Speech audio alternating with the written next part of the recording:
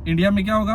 अगर 1 तोले के पीछे अगर यहाँ खरीदेंगे तो 10 से 12 हज़ार प्रॉफिट। 1 तोले के पीछे 10 से 12 हज़ार रुपए इंडियन का फायदा होता है आपको इंडिया में, और उसी को पाकिस्तान के हिसाब में कर लें, इंडिया का 10,000 भी पाकिस्तानी मेरे ख्याल में 30-35 हज़ार। कतर में उर्दू स्पीकिंग, हिंदी स्पीकिंग जितने भी लोग हैं उनसे मैंने सवाल किया था, चाहे उनका तल्लुक किसी भी मुल्क से हो, इंडिया, पाकिस्तान, बांग्लादेश, नेपाल, श्रीलंका से, कि आप कतर में रहते हुए कैसे जो है वो मुअस्सर तरीके से जनाब एक सेविंग जो है वो कर सकते हैं, चाहे उसको आप कमेटी का नाम दें या फिर आप उसको स्कीम का नाम दें। बेसिकली इसमें जनाब कुछ सवाल हैं जिनके जवाब देना बहुत ज़रूरी है और मैं आपके साथ शेयर करना चाहता हूँ। देखिए, ये एक स्कीम है जो गोल्ड की है, और एक दफ़ा फिर आपसे कह रहा हूँ कि मैं स्पॉन्सर नहीं हूँ इनका, मैंने इनसे पैसे नहीं लिए हुए हैं, लेकिन ये है कि मैं इस तरह से सेविंग मैंने की है, और जो सबसे मेन चीज़ है इस स्कीम की वो आपके साथ शेयर करनी है, जिसमें मुझे सवाल भी आए हुए थे, और वो ये है कि इसका जो तरीक़ाकार है वो छोटा छोटा सा मैं आपको अभी बता देता हूँ। बाकी तो मैंने वीडियो ऑलरेडी इसमें पोस्ट की हुई है यूट्यूब पे, और उसमें आप देख सकते हैं।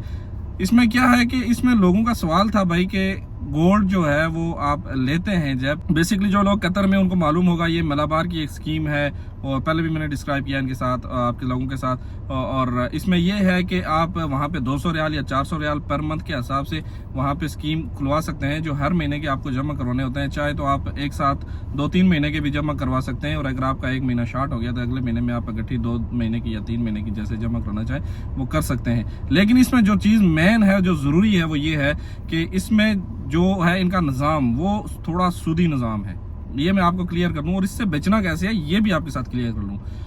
देखें, जब आपका ये जो स्कीम कंप्लीट होती है उस वक्त ये आप लोगों को देते हैं, ऑफर करते हैं जी कि हम आपको 100 रियाल या 200 रियाल देंगे। अगर तो आप ये सोच के ये स्कीम ले रहे हैं कि मैं 100 रियाल या 200 रियाल के लिए मैं हर महीने का 200 रियाल या 400 रियाल वहाँ पे जमा कराऊँ, तो आप बहुत बड़ी बेवकूफ़ी कर रहे हैं, इसमें बिल्कुल जाने की जरूरत नहीं है। हाँ, अगर आप ये सोच के इसमें स्कीम जमा करवा रहे हैं या कमेटी समझ के इसको जमा करवा रहे हैं कि मेरी हर महीने की जो 200 रियाल जो कमेटी है मेरी जिम्मेदारी है, मैंने वहाँ पे सेविंग जमा करवानी है, फिर तो ठीक है। 400 रियाल अगर आप सोच रहे हैं कि मैंने वहाँ पे कमेटी जमा करवानी है, वो तो ठीक है, वो आप कर लें, मुश्किल नहीं है।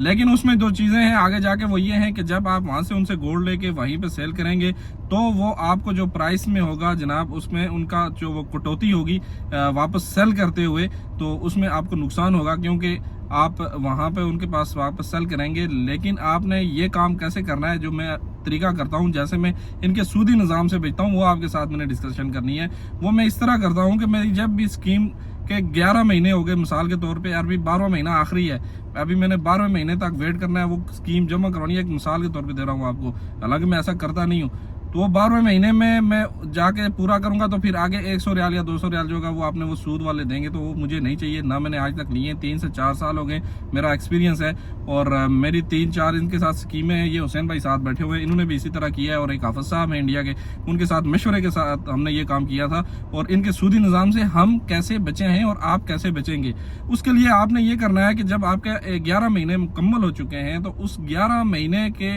बाद आपने उनको जो 12वां महीना है वो उनको एडवांस पेमेंट करके आपने वहां पे अपनी स्कीम कंप्लीट कर दी। अभी आपने 12वें महीने में नहीं घुसना, ठीक हो गया। 11वें महीने में ही आपने 12वें महीने की स्कीम कंप्लीट कर ली, 12वें की आपको जरूरत ही नहीं है। आप वहां पे उनको बोले चले भाई ये 200 रियाल या 400 रियाल जो है वो एक्स्ट्रा ले लो, अगले महीने के मेरी स्कीम यहीं पे क्लोज कर दो, हमें इसके एवज गोल्ड दे दो, ठीक हो गया। अब ये होगा कि आपका वो जो 100 रियाल या 200 रियाल वो सूद वाला उन्होंने रखा हुआ है, लोगों को ऑफर देके कि भाई ये सूद वाला जो है ये आप ले लो हमसे, तो ये आप लेने से बच जाएंगे, क्योंकि वो 12वें महीने जो होते हैं उनके वो कंप्लीट करने के बाद आपको वो फायदे वाले देते हैं, आपने वो लेना ही नहीं है, ठीक हो गया। यहाँ पे आप बात समझ गए, यहाँ से इस तरह से आप इनके सूदी निज़ाम से बच जाएंगे। और जो दूसरी चीज़ है इनकी, वो यहाँ पे अगर इसी के पास अगर आप इनके पास उसी वक्त गोल्ड सेल करेंगे तो उसमें कुछ परसेंटेज जो है वो काटते हैं उसमें, और आपको नुकसान होगा। उससे बेहतरीन मशवरा ये है कि आप इनसे गोल्ड लें, अपने मुल्क में जाएं, वहाँ पे जाके उसको वहाँ पे मार्केट के हिसाब से सेल करें। यहाँ का गोल्ड जो होता है उसमें मिलावट नहीं होती है, और उसमें ये होता है कि वहाँ पे जो प्राइस आपको मिलती है वो यहाँ के निस्बत थोड़ी ज़्यादा हो सकती है, क्योंकि वहाँ पे ज़्यादा अप डाउन होता रहता है, यहाँ पे बहुत कम जो है तो वो मूवमेंट होती रहती है गोल्ड की प्राइस की। तो बेसिकली मैं इस चीज़ में क्यों आपको कह रहा था कि आप इस तरह करें, एक तो मैंने सबसे पहले आपको ये बता दिया कि यहाँ पे आपने सूद से कैसे बचना है, और ये आपने नहीं लेना है। आप इसको जमा करवाएं, पैसे जमा करवाएं, लेकिन ये समझ के जमा करवाएं कि मैंने हर महीने की कमेटी जमा करवानी है जो मुझे काम आएगी 1 साल के बाद या 2 साल के बाद।